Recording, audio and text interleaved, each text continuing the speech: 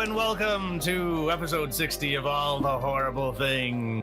It's hosted by the one and only Chris Spagnosi and me, old Enan J. I was going to say, you've got a name. It's not just me.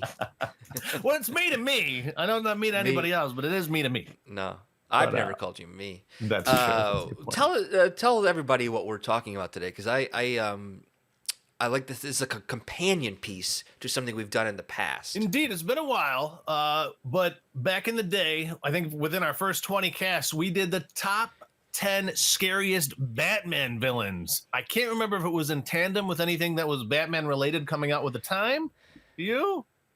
It may have been. It may have been the most recent Matt Reeves. Yes, the Batman. The Batman. It was connected to that. So this last Friday, Across the Spiderverse came out. Sony and Marvel's collaboration animation of Spider-Man, which I personally think is the best incarnation of Spider-Man on the silver screen ever. Wow. Ever, by far. It's a little long. It's 20 minutes too long. It's 2 hours and 20 minutes. Granted, I wouldn't consider it horror worthy on its own to do a cast on it all by itself, even though there are horrific elements within it. I don't think people associate Spider-Man and horror that don't read the comics, because what we're doing today is the top 20 scariest Spider-Man villain. Right. I think Spider-Man's closest, I mean, aside from some of the villains being scary in themselves, the closest Spider-Man on the screen has ever been to horror has been Sam Raimi's,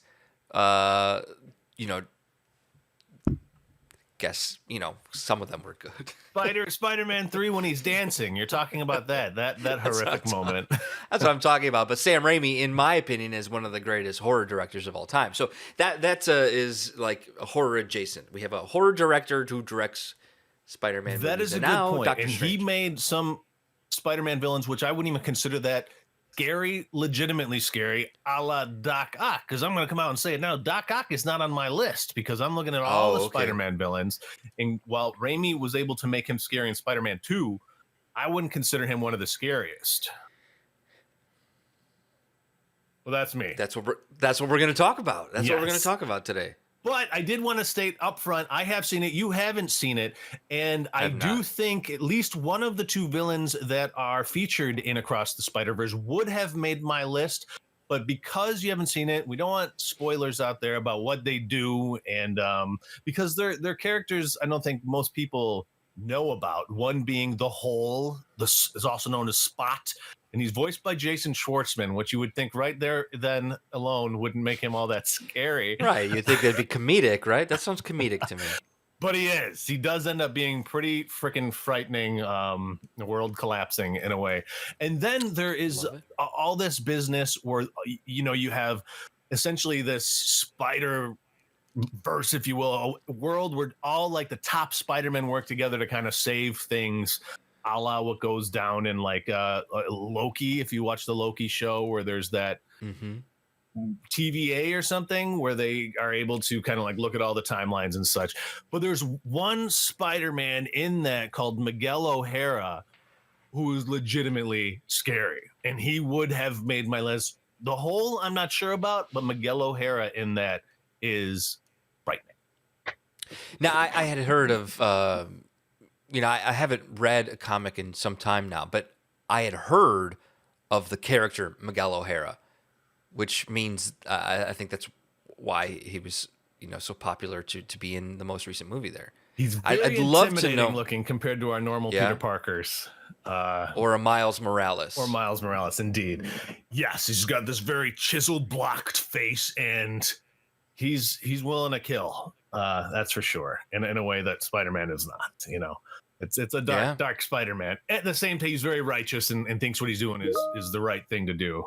But let's talk our lists, which I think for the most part are not really rooted in what the movies have done. I think we can tap into some of the portrayals and why they add to why they might have made the list. But we're going to go up from 10 to 1. Each of our lists, we don't know each other's lists. And I want to hear what your number 10 is. Well, funny enough, it's Doc Ock. Doc Ock. All right. I made the list. Now, this is funny enough that you had just said that you thought the movie version was scary, but I always thought the cartoon version in the 90s, he always creeped me out, and it was because with those glasses you couldn't see his eyes, and he had that weird Mo Three Stooges Haircut alone. Yes. It's terrifying, terrifying. No, there's something terrifying about the fact that this man isn't in control of his own body, and that the arms always scared me. You know, could you imagine being grabbed by one of those? The strength of those arms could just crush you. Yeah, you're right. In that sense, it is, and we got to keep in mind that a lot of these Spider-Man villains are rooted in some sort of animal derivative, right? And frankly, if you get out into the ocean, you're dealing with a squid or an octopus that wants to take you down. I would almost rather take on a shark personally, because you can go for the eyes, right? You punch it in the nose. But if an octopus out in the sea wants to get its tentacles on you, it's going to suck you dry, and there's not a lot you can do if it's your size, you know? So the animal itself, 10. I'm with you, is freaking scary. What's your 10? My number 10 is maybe one people aren't super familiar with. He first popped up in the comics in the spring of 1963, and he's known as Chameleon. Have you heard of Chameleon? I have heard of Chameleon. So this is I guess he's Russian. His name is Dmitry Smerdyakov. And if people remember back to my top 10 of Clayface, I want to say Clayface might have taken the number 1 slot for me. And he is essentially Spider-Man's Clayface. Granted, there's not all the acting bits, but Chameleon is a master of disguise, and he has the capacity to look like anyone. And some of the horrible things he's done is he was the one to first inspire Kraven the Hunter to hunt Spider-Man, right? We got this movie coming out, I think next year, just Kraven the Hunter centric. He also did some really sadistic things like create androids of Peter's parents, which I think is, you know, pretty psychologically horrifying. It's diabolical. It is. He also tried to drive Spider-Man insane at one point, and he used Peter Parker to ultimately blow up City Hall. So he does have some manipulative capacities, but for me, it just boils down to when you don't know that you're dealing with a villain and they come around and as someone else, you know what I mean? That's legitimately scary to me. The shapeshifters are always going to make my top 10 lists because they can be anybody. Yeah, definitely. It's he not only is he a shapeshifter, he's a master of impersonation, I believe. So he's you can't trust that. You cannot trust an impersonator. From the cartoons, though. Did he make an appearance in animated Spider-Man? Notably, he must have. Yeah, he must have. Should I jump into my 9 and we'll go to your 9? Sure. So my 9, I think, it's a staple of the franchise, and that's Kirk Connors as the Lizard. Granted, he's at the bottom of the list because he's not like overtly sadistic, would I say? Right. Kirk Connors. A lot of the Spider-Man villains they're really smart, and they usually start off as like scientists or professors or something along those lines, as he does. Yes. First appeared in winter of 1963, similar to Chameleon. So they were kind of released around the same time, interestingly, you know, what the two lizards, the Lizard and Chameleon. But some of the things that makes him scary on my radar is that he messes with Peter's actual life and that he frames him for robbery. He creates other supervillains himself. He created the iguana.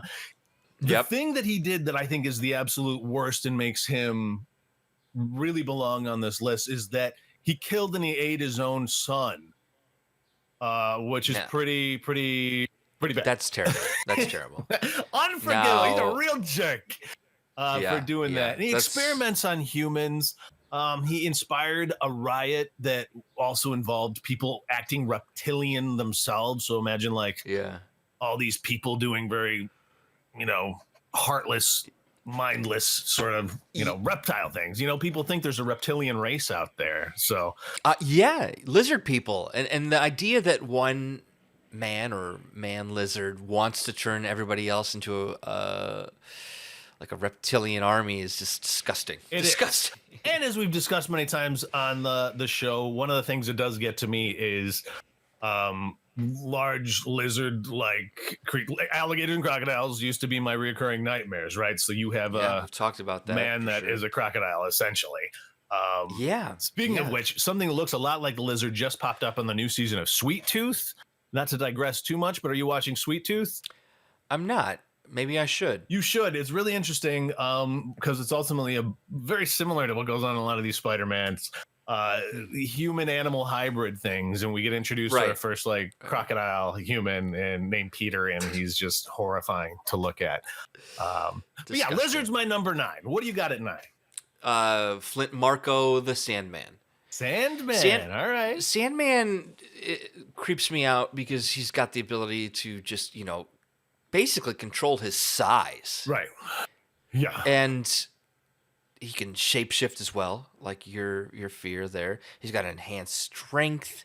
He can basically absorb the things around him and manipulate them because and we saw this in the movie version played by Thomas Hayden Church, but the like building blocks, bricks, stuff have sand Yes. as one of its major components. So the fact that I don't know, the idea of just turning massive and it's like like almost like a kaiju. You're right. No, the sand imposing kaiju. nature of him, I'm completely with you. Why he didn't make my list is because he has a very sympathetic backstory. His daughter, And I don't, right? and his motives are usually money and security sort of thing. And to me, he's not going out there to kill people. If you remember in that Spider-Man 3, he's like, get away from me, Spider-Man. I don't want to hurt you. You know what I mean? Right. Most of the ones that Right. make my list want to hurt Spider-Man and murder people. Yeah. But you're right. He is like a kaiju. In terms of strength, if we were doing the strongest, I think he's making that top 10 list without a question. Yeah. I don't know, just something about the fact that over time I think you sort of lose that human aspect. So I think That's fair. yeah. I could see that. He's such a memorable shirt too. He's kind of like, he's got the Freddy Krueger stripes just with the yellow and green instead of the red and green. So I don't know. Yeah, and we've seen different versions of him, and I think a lot of the time he's portrayed as kind of a dummy. Yeah. Because he's really a thief at heart, right? Yeah. So yeah, I can't be too scared of people that are motivated by money. Motivation's really what gets down to it for scare for me. Yes, looks do have a lot to do with it too. As we'll talk more about in our next cast, I think voice is really important because we're going to talk about other villains that are animated. Not to bury the lead, but what is your 8 then? My number 8 is Quentin Beck Mysterio. And Mysterio, I don't think the movies, like the Jake Gyllenhaal version of him wasn't as terrifying. There's a point where he obviously kind of goes off the rails, but the fact that he can basically put you into your own nightmare, kind of like the Scarecrow and Batman's world. The idea of, creating deception, manipulating like your perception of reality is terrifying. I totally see that.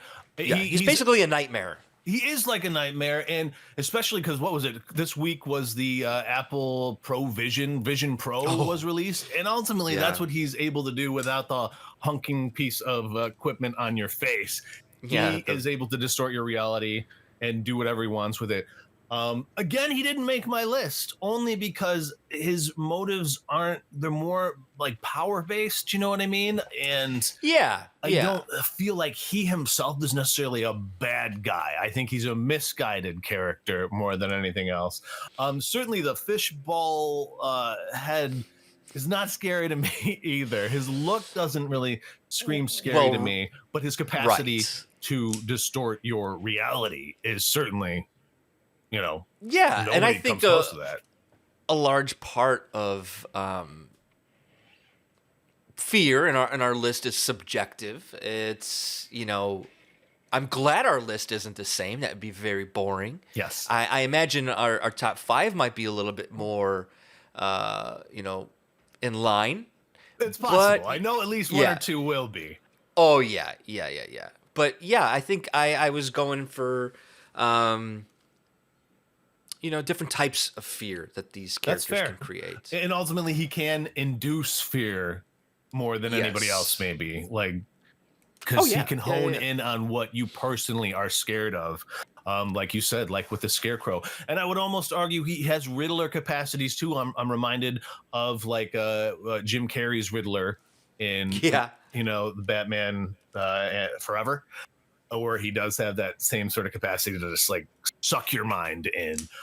Yep. You're right. He was a contender on my list. Didn't quite make it. I kind of, when I was thinking about mine, was thinking also about like contemporary relevance. And while some of the characters on my list might not have as big of a showing in the movies and the animation, I feel like my number 8, Screwball, could have her own film. It's a very interesting character in that she's the first supervillain that live streams. She's a live streaming supervillain that uses Spider-Man and the horrible things that she does. She tries to get him to come in so she gets more hits. So this is a different sort of, so it's power in a way, but it's more of this like fame hunger. And when I think about how obsessed our culture is with reality programming now, and influencers essentially making crazy bank for what sort of thing, that to me, while she might not be as imposing as someone like Mysterio, what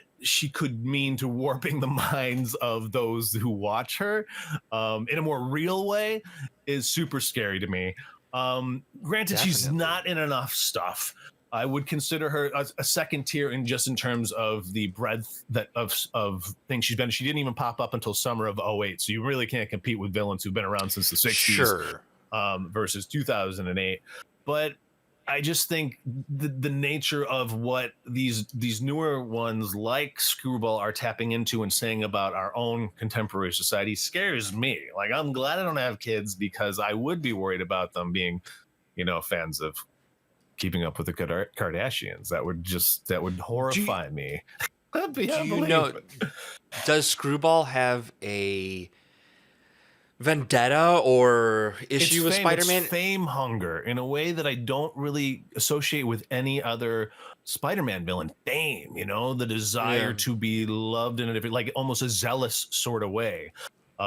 There's like that almost religious theological like need to be worshipped in her that scares the heck out of me, that I don't see a lot of other ones needing like she does. It's this neediness and emptiness. It kind of pops up in The Hole in the Across the Spider-Verse too. He has similar aspects of like, there's that void in him that I feel like is in her. It can absolutely be dangerous to society when you're trying to fill up that emptiness inside you. Yeah, definitely.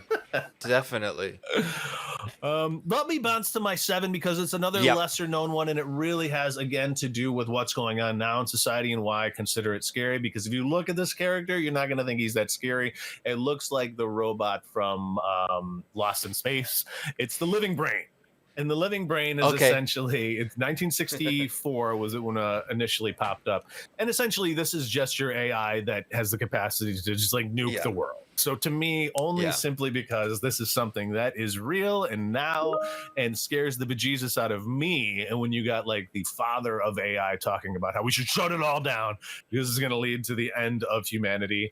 The Living Brain is that AI to the extreme that also, when taking on Spider-Man, can compute so mad, has all the algorithms, all of them, that he can anticipate exactly what Spider-Man's going to do. And he's essentially not only known as the Living Brain, but he's your brain too, because he can anticipate what you're going to do. And that's scary. And of course, he's a robot that goes on murderous rampages. So yeah, which, you compared this or you're talking about this version from the 1960s. This is so relevant, though, right now, that this character could be in the next movie with AI. And yeah, that's look terrifying. like this one, because it does look like the Lost in Space guy for the photos that I was looking at. I guarantee they would do some sort of update. But it's also very similar to, what Iron Man did with...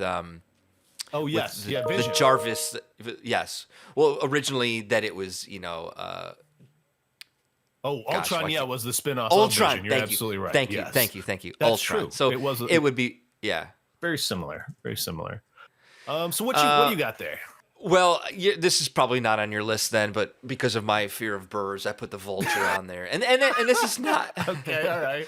this is not the Michael Keaton version. I love Michael Keaton. I couldn't be scared of Michael Keaton if he tried.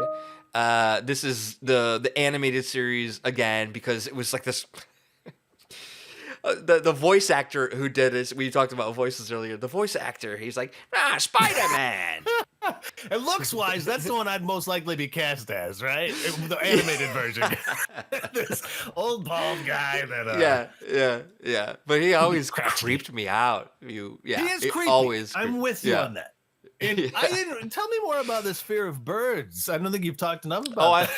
Well, yeah. I mean, this is similar to your fear of, alligators, crocodiles. Like I've always had a fear of birds because they're like baby dinosaurs. They're always just flying around, and I don't trust them because they're dum-dums. Their brains are tiny, and they land on you. They poop on you. They've got. I mean, look at Alfred Hitchcock's The Birds. I mean, they've got the ability to peck out your eyes if you. I mean, that's completely fair. And even interestingly, on the news yesterday here in the Chicagoland area, there's a warning about these red-crested blackbirds who's their mating season, and they will just dive bomb your head and claw your eyes out. So I get it. See, this is what I'm talking about. I totally get that. What do you have at 6? 6 for me is Kingpin. I've always been weirded out by Kingpin, and most again, not the TV version with Vincent D'Onofrio, the animated series, the version that you've seen in Into the Spiderverse. Massive. It was massive. A very cool design on that one. He's a big brick house of a man. Because in the show, he's even appeared in Hawkeye. The show.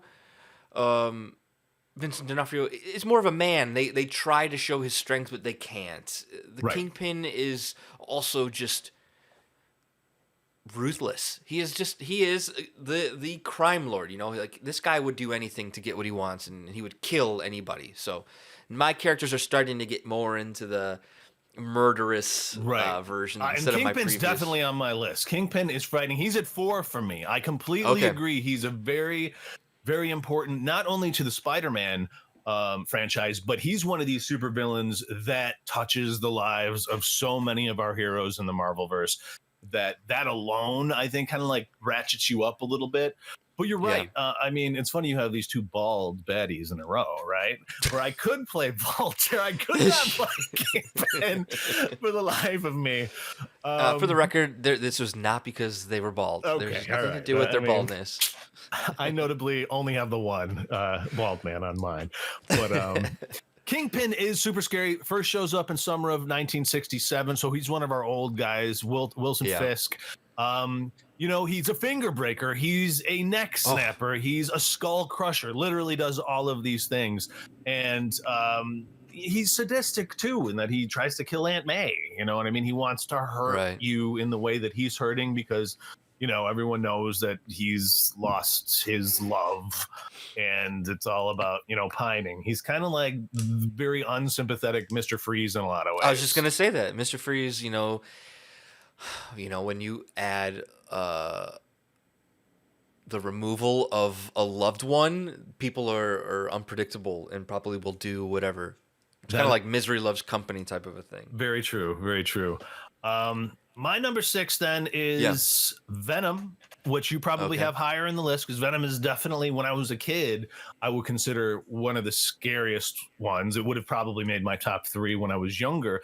However, I will say that he has lost his kind of like steam for me over the years. And as much as I love Tom Hardy, I really don't love those movies that much. I find they took away the scare for me. I really wish we could get some rated R Venoms where the Dr. Jekyll, Mr. Hyde thing isn't as overt, sort of. But that being said, Venom pops up in 1988, and did he make a splash or what? This character, I think, has almost become more popular than Spider-Man. I have an interesting story about Venom because back when I was a kid, I used to play this game. It wasn't Pokemon, it wasn't Magic, but it was Marvel's version of those called Overpower. Did you remember Overpower at all? I don't. It was very similar to those in that you try to get these character cards in the the little trade packs where you'd get 12 to 15 cards in it, and you just cross your fingers that you'd get one of these amazing characters that you could then use to fight with. And Right. I'll never forget, it was me and my friend Alan at the time dying to get Venom so much. And I had bought a pack and, boo-hoo, didn't get what I wanted. And Alan had enough money to get one more pack here at this comic shop, but he was short a quarter. He just needed that quarter for that tax and more. And I said, Alan, I'll give you this quarter, my last quarter. But if Venom's in the pack, I get it. Anything else? Sure. But if by some miracle Venom is in this overpower pack, it's mine. And you better believe Venom was in that pack. And I still have that card to this day. And he was so upset that I made him follow through with it, that his mother called my mother that night, demanding that I give it back to him. And it wasn't happening. There was no way he was getting that back. That being said, he ended up getting Spider-Man a few weeks later, which is another impossible one to have. So when we did have our battles, I was the evil one because I, took advantage of him. And then he got his, karma in getting Spider-Man. But anyways, I digress. Well, Venom is definitely scary because in his debut, he kills a cop. He kills 4 of Peter's friends at his school in one series. He eats Spider-Man in another series. He drove his own wife to suicide at one point. He makes Eddie Brock even become a cannibal when he's Eddie Brock. So this is our character that eats people, both as Venom and as Eddie Brock at one point. And then he releases Null. I don't know if you know about this character, Null. And if I knew more about it, he probably would have made my list. But Null is the one who made all the symbiotes. He is like the creator, the god of the symbiotes, if you will. So Venom is scary, and other symbiotes we might talk about later are scary. And Null's going to be, he's pretty freaky too.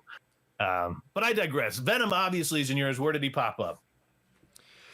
Venom is number 3 for mine. Fair. And that's fair. Yeah. And you know what? When we get to it, I won't jump into it too much, but it is in line with what you're saying. It has more to do with the comic version instead of the humorous version. And I'm a big fan of when movies take the villain as the lead. It's the anti-hero works in our society right now, and I love Tom Hardy as well, but I don't know if this was the right route. I mean, and they haven't done that well. They haven't done that well. It's the same thing with Morbius. It's like, did you even watch that? I didn't even watch it. Yeah, I did. That's what makes me worried about Kraven the Hunter and Madam Web, which are both like singularly Sony productions that more feel like cash grabs to me, and making sure they use the IP before they use it or lose it sort of thing. I don't necessarily have faith they're going to be good. And I loved Kraven. I've always wanted Kraven to be a big bad in a film. But I'd rather him be a big bad in an actual Spider-Man film than his own, I would say. I'm curious how that's going to go. Right. But my 5 then is the Jackal, who's also known as Miles Warner, pops up, another 1965 villain. He wasn't liked at first, but as the years have gone on, he's become scarier. Only because he's kind of like a Mr. Sinister is to the X-Men, and this guy has become a master cloner. So he's the one that makes Ben Reilly, which is a Spider-Man clone, a Peter Parker clone, rather. And in making that, it's reminiscent of Alien Resurrection, and that he creates and kills Ben Reilly, this Peter Parker clone, 26 times. So that's horrific in itself. I can just imagine all these like half Peter Parkers in tubes, like in Alien Resurrection. Right. He's kind of creepy in the fact that he gets obsessed with a student that he has. He's a master manipulator, certainly a murderer as well. He released this is going to scare Amara, in that he released giant bed bugs on Manhattan that slaughtered people, and bed bugs is like one of our scariest real life fears. Absolutely, they should be. Yes, they're horrible. They're disgusting. And he also releases the carrion virus, which kills a whole town, which kind of makes people zombie-like. And he decimates the bee population for fun. So this guy He's just rude. It's some deep cuts he's doing there with some of his maneuvers, and a lot of people don't know about the Jackal. So I think he's pretty scary. I do. This is some real villain stuff right here. Classic villain stuff when you release, bugs and kill the bees, not the bees. And kill bees. I mean, we need the bees. We do. Oh gosh. My number 5 is the lizard, and we don't need to dive too much into there. The lizard, it's just the fact that you can like regrow limbs. It's disgusting. It's disgusting. It is. No, I'm with you on that. He made my list for sure. What's your 4? Hobgoblin. Oh, okay. Yeah, my number 4 is Hobgoblin, mostly because of not a lot of my other villains on my list are because of their look, but the Hobgoblin is like, especially some, specific interpretations of him are just horrifying with the giant red eyes. Yeah. And just the idea of him being like the progeny of Norman Osborn and having this horrible history to kind of digest and, the second gen of horror, if you will. Absolutely. The cackling. And it's like we said early up top that a lot of these, villains aren't, too rooted in horror, but I think Hobgoblin is one of the characters, even the name Hobgoblin, but is one of the closest characters, like visually, that you'll get to horror in the Spider. I completely agree. Yes, legit horror film, scary look. Yeah, with you on that one. He didn't make my list. But I might have reconsidered it based on how you put it, because it's really a sins of the father villain that, to me, that part of it really is scary when your life is determined by what your parents have done. That in itself can really ruin somebody. So I get that. So my 4 was Fisk, like I said, was Kingpin. Yep. So my 3 is probably not one that made your list. It's Massacre. This is another new one from spring of 2011 is when he was born. This is another one kind of like Fisk in that there was a hit put out on him. His car exploded, kills his wife, and then he gets shrapnel in his head that's not going anywhere, sort of thing. And he's put into an insane asylum. And he's essentially the most sociopathic villain in all of Spider-Man because he's a genius but has no emotions at all. Right. No emotions, which then kind of takes away his wife dying out of the picture because that's really not even an issue anymore. He doesn't really have any powers. He's just ultimately like a terrorist. This is scary to me. Massacre is scary to me because he's the sort of one that would go into a mall and shoot it up. You know what I mean? This is real life scary character to me, maybe more than any of the other ones, because there's no gamma rays or anything making him what he is. He's just sociopathic because of a brain injury, essentially, and has insane intelligence to just wipe out as many people as he possibly can with artillery or bombs, So that scares me. Definitely. With a name like Massacre, too. Shit. I think I already told you we're on 3 was Venom. Right. And again, we don't need to dive down there too much. My number 2, I think, maybe is on your list because it is one of the more rare ones, is Vermin. No. Talk about Vermin. Vermin is the character's name was Edward Whalen. And I mean, the guy is like rat-esque, like he's grotesque and like lives in the sewers, eats in the sewers. He is, sadly, sins of our father. He was a victim of childhood sexual abuse by the hands of his father. Yeah. It really set him. He has telepathic communication with other rodents. So controlling rodents is, it's very gross. It's very gross. But yeah, he lives in the sewers beneath New York City. So he smells.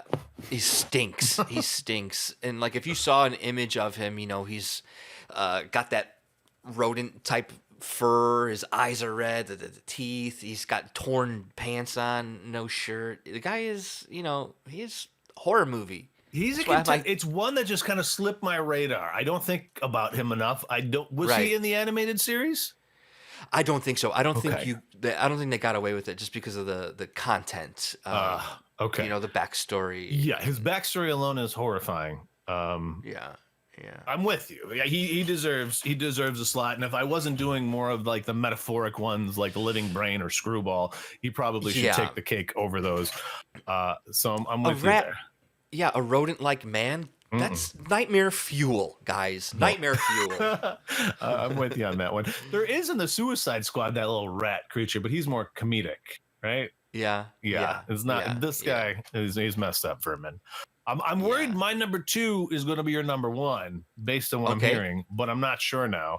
My number 2 is Norman Osborn, aka the Green Goblin. That is my number 2. That's your number 2? That's my number 2. Oh, perfect. That's my number 2. And I know I went back and forth because it's the Hobgoblin, Goblin. I believe there's also in the Spider-Man universe, isn't there Demon Goblin? I think. Yes, and there's another one I'm going to talk about. Please, but that's it's part of my number 1, but I don't want to. Yeah. I spoke to all of the Hobgoblins, so you jump into the Norman Osborn. Norman Osborn probably should take number 1 in everybody's, but I do think there's one that surpasses him in terms of scare factor. But again, we're going to go back to the fact that his look alone could be a horror film, based on just the look. The thing that takes him down a notch for me is the pumpkin bombs. Stupid. I never liked those. Yeah, I don't get those. Not a fan. I know it's a staple, but what makes him scary for me are the things that he does. Like he buries Aunt May alive. He fakes Aunt May's death at one point by getting an actress to play her and then killing that actress. That's horrible. Yeah, again, diabolical. That is diabolical. He does kill Ben Reilly, which is the clone of Spider-Man at one point. He frames Spider-Man for murder. He steals, I didn't even know about this. I got to read this storyline. He steals Peter Parker and MJ's supposedly stillborn child. So they thought they had a stillborn kid, but in reality, Green Goblin snatches the real kid that is actually alive. Yeah. That's not good. That's scary. I don't like that at all. There's this ex of Peter Parker's, Carly Cooper, who works for the NYPD. He kidnaps hers and sprays her with something that just essentially makes her look horrifically ugly. Yeah. That's mean. That's just mean, Goblin. That's just mean. This is a weird one. People don't like this aspect of it. Everyone knows famously that he throws Gwen Stacy off the Brooklyn Bridge, but as it were, Spider-Man trying to save her, it was the snap of his web that breaks her back or snaps her neck or something. It's Spider-Man that technically is the one that kills her, even though Green Goblin sent her off. Everyone had sympathy for Gwen Stacy until it was later revealed that in Europe, Gwen Stacy got with the Green Goblin and they had twins together. So the Green Goblin was so sinister enough to kind of go and get his girlfriend and, make babies. That's not nice. That's really not cool. Well, yeah, he's been around forever, right? He's the OG Spider-Man villain. Yeah. And he can't not be 1 or 2. And if it wasn't for the pumpkin bombs, he probably would have taken number 1. Well, do you want to do your number 1? I think it's probably yours based on what we're talking here. No, it's not. Cletus Cassidy's Carnage. Carnage? No. Let me explain why, and then you do your number 1. Please. Spring of 1992 is when we first meet Carnage, and it's the things that he does that makes him scarier than Green Goblin for me. First of all, as a kid, he kills and tortures his mom's dog with a drill.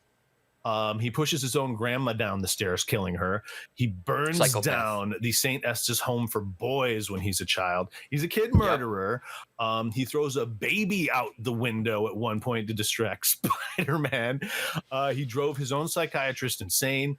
He killed a restaurant full of people. He attacked all of Houston with little mini versions of himself that would just ravage them. In the Manhattan Massacre from Maximum Carnage, he turned citizens into a murderous mob that ended up slaughtering each other. He symbioted a whole town. He kills his own kids, his own spawn. He is a rapist. He's one of the most notable going that length villains, which I can't think of anyone, at least Green Goblin and Gwen Stacy, there was consent there, as gross as it was. Right. Not when it comes to Cletus. He'll do what he wants. And then, as I noted, what could possibly be scarier than the Green Goblin? It's when the Green Goblin and Carnage combine, and you have the Red Goblin, which is essentially the Carnage version of the Green Goblin. Which, you know, that's 1 and 2 combined, man. You can't. Yeah, that's scariest as it gets for me. But I digress. Yeah. What's your number 1? Well, you know, I had really thought about putting Carnage on there, but there was a strong feeling that he was going to be your 1 or 2. So I put Swarm. Oh, okay. I don't know enough about Swarm. Swarm originally appeared in 1977. His character's real name is Fritz von Meyer, and he's a former Nazi scientist. So that's not good. Nazi scientist is, you know, like the villains, you know, like top tier villain level. Right. He physically, Swarm appears as a living mass of bees, forming a humanoid figure. He really is just a skeleton. Like if the bees were all to fly away from his body, you would just see his skeleton, but the bees kind of like... It was Candyman-esque. It is. He's got super strength. He's got the ability to fly. Yeah, he controls all the bees that make up his body. Swarm can command his bees to attack, defend, shape into various forms, such as weapons. So he's kind of like... Also like DC's Green Lantern. Oh, yes. You know, where he can... Right. Yeah, he can create... Yeah. So he's also, you know, gone up against not just Spider-Man, but like the X-Men. So he's a lesser known character who's done a lot. And just the idea of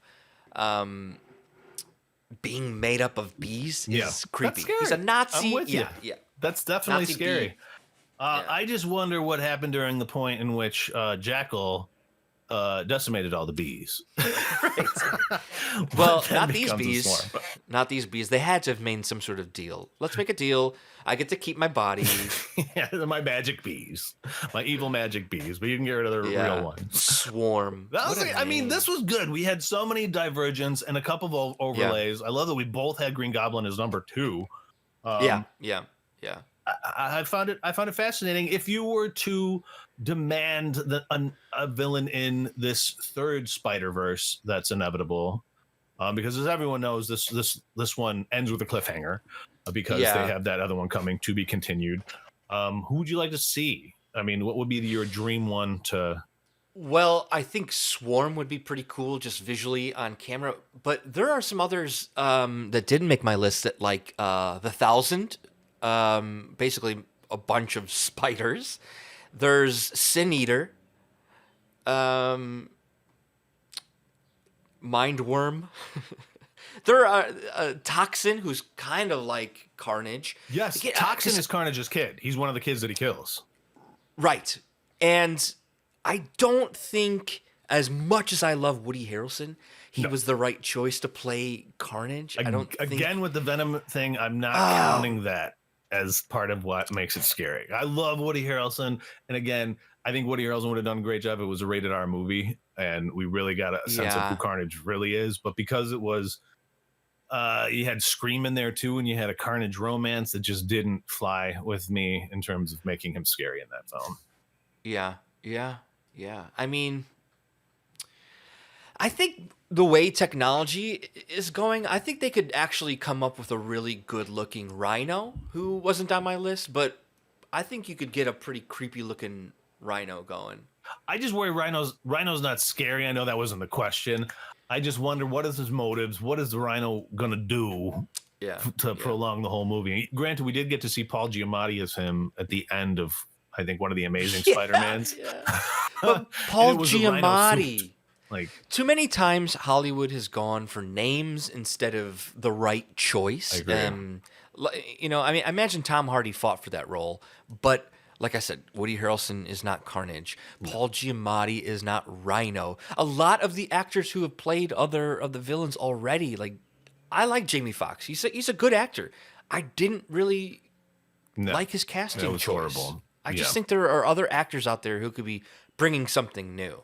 You know what I I'm find kind of excited. ironic now that you mentioned I love Woody, but he probably wasn't right for that role. He has a little too much like a gravitas in a way, because Carnage is Cletus Cassidy is the actual person supposed to be really wiry and kind of creepy in a way that I Yeah. feel like Topher Grace was in the Oh, third yeah. one. Topher would have been a better Carnage than he was Venom, because Venom's supposed to be, Eddie Brock's supposed to be a big guy like Tom Hardy, and Topher was Yeah. the worst casting ever in any Spider-Man film, but he could have been a great creepy Carnage if you especially remember back to his role in Predators, where he's that really, really creepy character in Predators.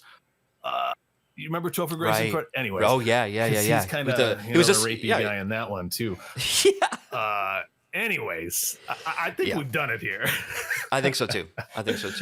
And we thank there you are all so for many other listening, villains, too. Yeah. as usual. There's so many. Please. I was just going to say, like and subscribe. And we thank you for bearing through some of the technical issues we've had in recent episodes. And we're going to hope to get that more on the ball consistently. But until then, before I drop it, anything else you got? Okay, No. before then, y'all better stay alive.